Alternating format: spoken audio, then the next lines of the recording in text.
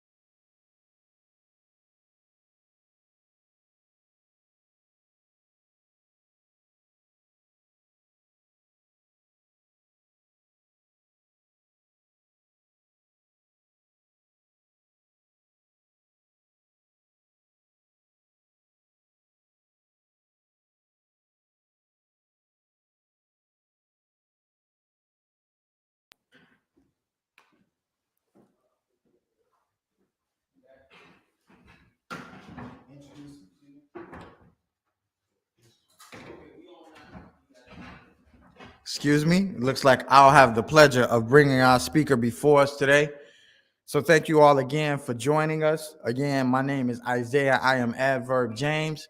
Ladies and gentlemen, get ready for the one, the only, our minister who will be speaking before us today, Minister Yashua Aton.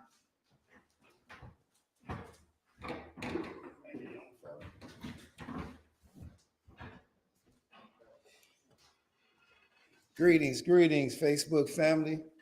Those that are here in person, 616 East on 71st Street. We're welcoming you here to the Grand Crossing area in Chicago. I am Minister Yashua Hakim Aton. I'll be your humble speaker for today. I'd just like to begin by reciting our opening in the name of the everlasting Father, he that causes all that exists to exist, he that is self-existent. He who directs the sunships of millions of years, and he who's made time the seed of the universe. He's known among the ancient Kemites or the indigenous people of Africa as Amin-Ra Aten. He's known among the Hebrews as Ansof, Yahweh, and Elohim. He's known among the Christians as Lord God and Jehovah, and among the Muslim and the Islamic world as Allah, the one God. Among the Rastafarians is Jah, Rastafari. But I bear witness that all of these names refer to the same one Almighty God, and it is to him whom I give reverence and to whom I submit. I boldly proclaim that we are the descendants of those black men and women that survived the transatlantic slave trade, and we are the lost 13th tribe, born in North America, and we are of a Nubian Kemetic lineage.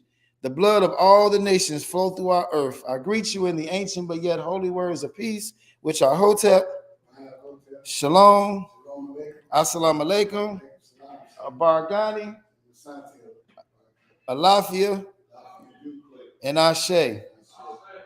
All the greetings and salutations in the various languages and religions that we happen to find black people in America involved in today. We want to give honor and reverence to those.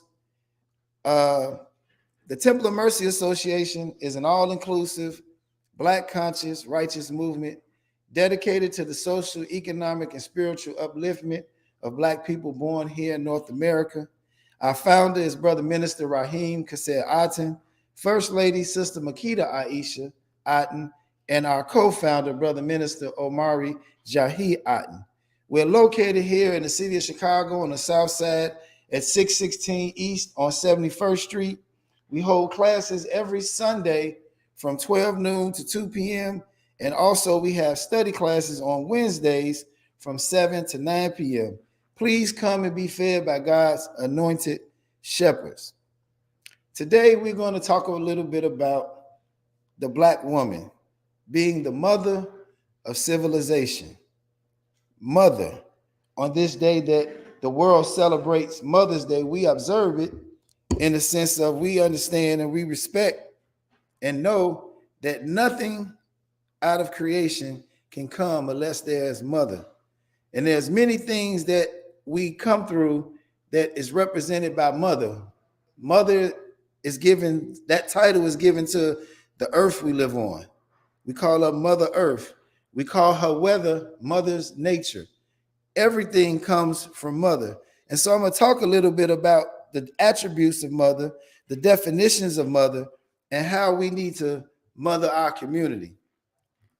Most of what we see going on in our community concerning the violence, the crime, and everything else is done because men have failed in their duties to their mothers and to the mothers that birthed them into the world and to the mothers that gave them the highest honor that you can give man, which is children, our legacy.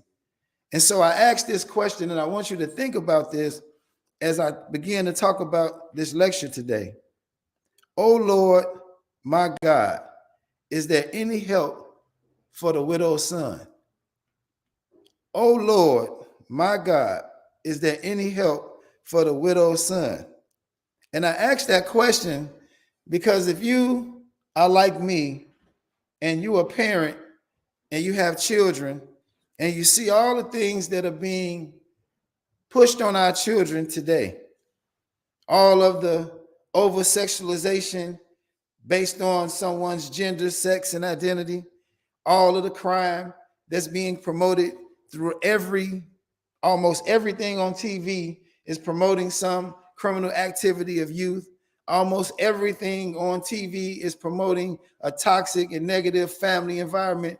No longer do we enjoy the ability to turn on our TV and see the Cosby Show, where you have a husband and a wife that's functioning parents. We have to watch Power and watch Mary J. Blige kill the kid's daddy, and we have to watch the first Power, where the husband was cheating on the wife and the son killed his father and had his daughter killed. And we just see all of these negative things about family and this attack on not just fatherhood, but the Black family as a whole. And so in this, we see the mother. Mother is supposed to be sanctifying. I don't know about you all, but I grew up with a sanctified grandmother. I don't know if many of you all understand what that means. Sanctified women point their children towards Christ. Sanctified women pray for their children. Sanctified women model the behavior and the character of God. They train their children in wisdom, according to Proverbs 1:8. Modeling faith, modeling character, modeling the attitude. That's what motherhood is. Motherhood being sanctifying. So we have to make sure that we are setting the example and modeling the faith and pointing our children towards Christ, because if we don't, then our children will be led astray. We say, oh, Allah, guide us on the straight path, the path of those of whom you bestow favors, and not the path of those of whom you led astray and brought your wrath on. And so we look at our children. Have our children gone astray? Are we pointing our children towards Christ? Is our attitude and behavior and character modeling the faith that we profess as Christians in the Bible? Does our dress, does our talk, does our walk model that behavior? These are the questions that we have to ask ourselves if we intend on really doing what we claim to do, which is save the children. You know, we've always grew up with this saying that says, daddy's maybe, mama's baby. Because no way mama can deny the baby, because the baby got to come from her. So she can't just say, oh, no, I don't think that's mine. Something else might have been going on. She can't use the excuse that men use. It's her baby. And oftentimes, she's the only one caring for that baby in our community, because somehow we've allowed someone else to portray and give the character and attitude of motherhood as this individual person, right? And so I remember growing up as a child, I lived on 78th and Bishop, right? And so for some time after my mother divorced my father, when I was about maybe 3 or 4, and then she didn't remarry to some 10 years later, so she would be considered technically what? A single mother, right? But I lived on 78th and Bishop. So I didn't have the opportunity to just have one mother watching out for me. I had Miss Jefferson, I had Miss Golden, I had Miss Portis, I had Miss Wilburn across the street, I had Miss Watkins down the street. Miss Golden was Nadine and Gertrude. I mean, there were so many mothers in the community that did not allow my mother to raise me as an individual, but there was a collective, a community, as we say, the village raising a child. I couldn't just go outside because my mother was at work and do what I want to do, and everybody just turn their head and say, well, that ain't my child. Or I ain't got nothing to do with me. Long as he don't come down here in front of my house, I don't care what he do. No, soon as my mother got home, she had the 411 because the rest of the block mothers made sure to tell my mother what was going on. So somehow we got to take this ideal of motherhood being singular and turn it back like it should be, plural. You might be the only person fully responsible for your children, but that don't mean you're raising your children alone, because if you at work and daddy at work and the kids at home, then who's raising them? Netflix, Grand Theft Auto, the video games. We aren't raising our children if we're not at home. We don't have economic stability in our community. Economics is nothing more than the management of household goods and services. How can you manage a household that you're not at because you're at work 16 hours a day? How are we raising our children if we don't do it collectively, if we don't do it as a community, if we don't do it as a couple, as a family unit again? If aunties and uncles don't look at the sister's children, I hear and I see people oftentimes congratulating their sister on holding it down and raising them 3 kids by herself. And I'm saying, man, if you her brother, why are you saying she raising them by herself? You're supposed to be helping her. Them your kids. That's why I started out this saying, I want y'all to just remember this question I asked. Oh Lord, my God, is there any help for the widow's son? Why do we have family members that we know the children don't have men in their life, and you the uncle, you the cousin, you the granddaddy, and you don't take them children on as your own? Them your children.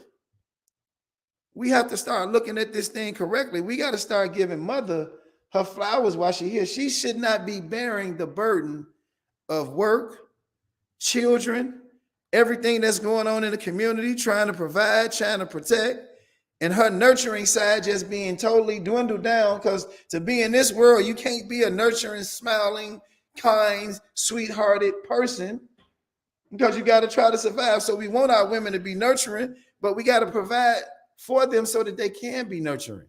We got to create that family again so that they can let their guards down and be the mothers that they want to be for their children.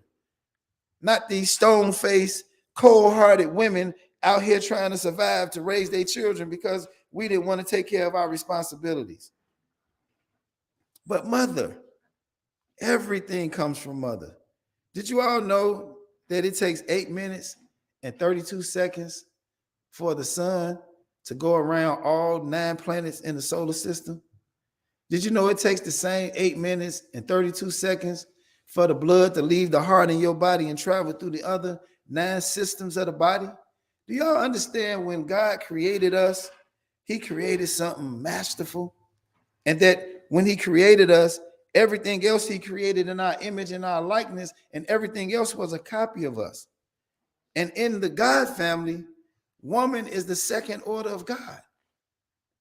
So on this day that we call Mother's Day, if we're going to have her to be a sanctifying woman, if we're going to have her to be a praying woman, modeling faith and character again, then black men, we got to get back on our jobs.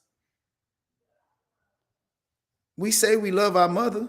I question it though. If we love our mother, you all answer me this question. Why do we call Earth Mother Earth? And you'll walk out on Mother Earth, 2 feet topsoil, God's green earth, and you'll take trash and throw it on the ground. If we love our mother. Y'all ever thought about that? Y'all ever thought about why we take so many toxins and pour it in the earth and do the things that we do and pollute the water, pollute the air, and just almost kill our mother? When are we going to grow up? When are we going to become adults again and not children tearing up everything? The Most Honorable Elijah Muhammad said that 75% of the work of the Nation of Islam was with the woman. Why do y'all think he said that? Because he also said that a nation can rise no higher than its woman. Because if you teach a man, you teach an individual. If you teach a woman, you teach a nation. Because that woman is going to bring forth life that's going to extend our time here. That if her job is to be sanctifying and a praying and a modeling of the character and the faith and teaching our children wisdom, then we got to provide for her to be able to do that. We got to make sure the environment is set to do that. We got to make sure the environment is safe. We got to make sure the environment is provided for. We got to make sure that she's able to operate in her essence and not the essence of somebody trying to survive in this cold, cold world that they created. And she got to run around now and want to put on a cape and be Superman, save the children, go to work, come home, feed the children while we are not in the picture. Black men, your community needs you. I'm going to say that again. Black men, your community needs you. We got to start changing the definition of everything that they're trying to make individual and singular. We got to make it collective and plural. Motherhood is plural because some of us as men, after receiving spiritual enlightenment, we understand the nurturing of mother. We understand the power of mother. It's not just the mother that can operate on both sides of that equation of what men are supposed to do and what women are supposed to do. You got men who know how to be just as nurturing as a mother. You got men who know how to say, come here, let me put a Band-Aid on that and clean that wound and make you feel better about yourself. It ain't always just mother's job to do that, but we've got to learn how to be interchangeable in these responsibilities and roles that's set, but not stray too far away from our own nature. Because you can be mother. I know some men who are so concerned about our community, you would think they were somebody's mother. Because that's how mothers operate. You know, men, we're taught to conceal our feelings, don't really show them, and, you know, put this masculine thing up, stick your chest out, hold your head back, stand up straight, and, you know. But I know some men that can do all of that and at the same time have a conversation with you like your mother. Based on the definition that I just gave. Praying for you, modeling faith and character, and training the children in wisdom. All of these things have to be done in our community again. I want to read something from you from the book of Psalms. It's in the 82nd chapter, beginning in the first verse. It says, God standeth in the congregation of the mighty. He judges among the gods. How long will he judge unjustly and accept the persons of wicked? Defend the poor and fatherless, and do justice to the afflicted and needy. Deliver the poor and needy, ridding them of the hand of the wicked. They know not, neither will they understand. They walk in the darkness. All the foundations of the earth are out of course. I have said, ye are gods, and ye are all children of the Most High. But ye shall die like men and die like one of those princes.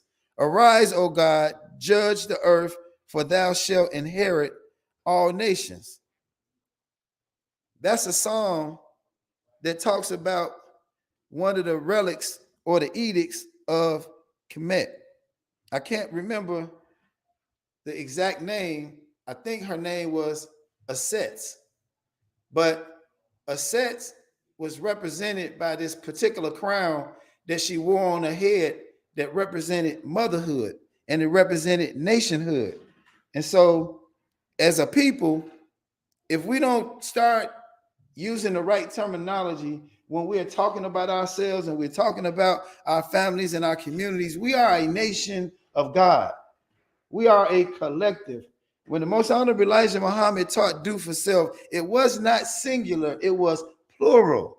The self was the nation. Motherhood is the civilization. It's the nation. It's a collective. We got to start talking about interdependence. Not this independent woman that don't need nobody. Not this independent man that don't need nobody. But two independent people learning how to work interdependently together. Because you can't have interdependence if somebody's still a dependent. So that means both people got to be standing on their square. That means both people got to be responsible for the community. And the community is our children. The children are not our future. Stop saying that. The children are our present. And what we impart with them is going to determine what our future looks like. So we have to start imparting in our children wisdom, the wisdom of God, not Netflix, not video games, not Grand Theft Auto, not the cell phone, not YouTube and TikTok and social media. If that's all we're imparting in our children, what future do you see us having? Because we don't have a future based on the images, based on the media, based on the things that they're planting in our children's minds. We don't even have an identity no more. We can change that now for our children. We can change the pronoun. We can redefine what I feel like. What I feel like I want to be Susan this week. What I feel like I want to be Steve next week. No, it's not based on your feelings. It's based on nature. We got to start defining things for our community, for ourselves, and giving our children the guidance and direction so the next generation don't have to look like this one. It's a shame that so many young girls are talking about having children, but don't none of them want a husband. Don't none of them even want a baby daddy. They don't even want the boyfriend. They just want the children. I'm talking about young girls. Oh yeah, I'm gonna have 2 kids. Really? I thought you wasn't dating nobody. Oh, I'm not. I'm just gonna have me some kids because men aren't dependable. But you about to bring one into this world? How's that gonna work out? Who's gonna make him dependable if he's a boy? And who's gonna make her worthy of a dependable man if she a girl? If we don't get along as a couple, how are we gonna teach our children to do the same thing? But our children are just being so misled, man. It's not funny. In the attack that they are waging on our children, man, if that's not enough to unite Black people, I don't know what is. Because I don't know if y'all see a future for our children. We got teenagers out here robbing and carjacking and going on killing sprees just because they want to eat barbecue for the day. Not because they just didn't have nothing to eat, but no, they wanted a specific food for the day. We need some barbecue. And they went out and robbed 5 different people to get some barbecue. Them wasn't children that lived in the streets. Them wasn't children that didn't have parents.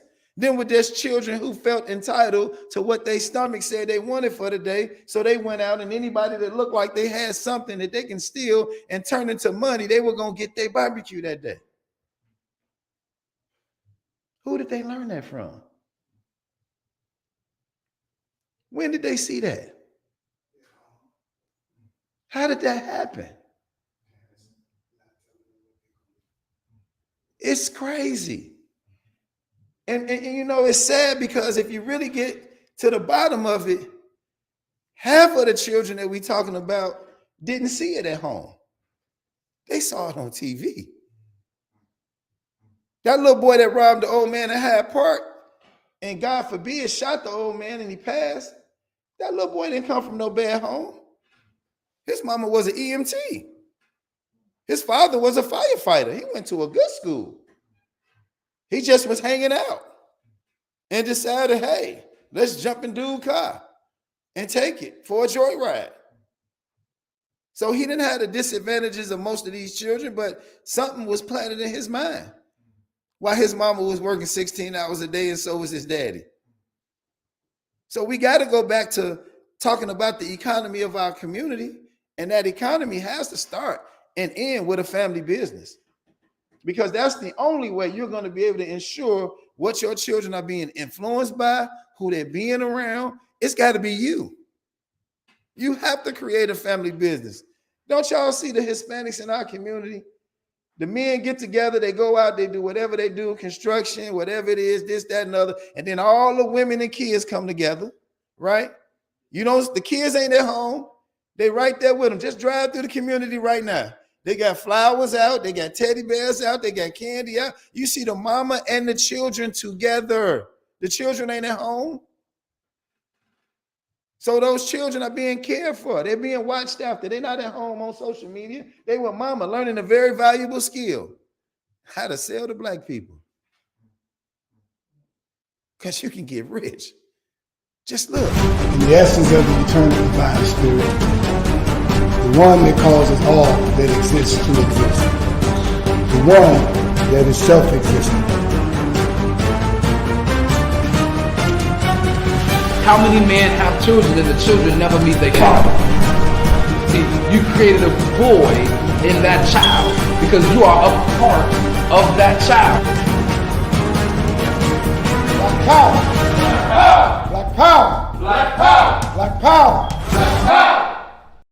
Get some money and go buy me some just like it.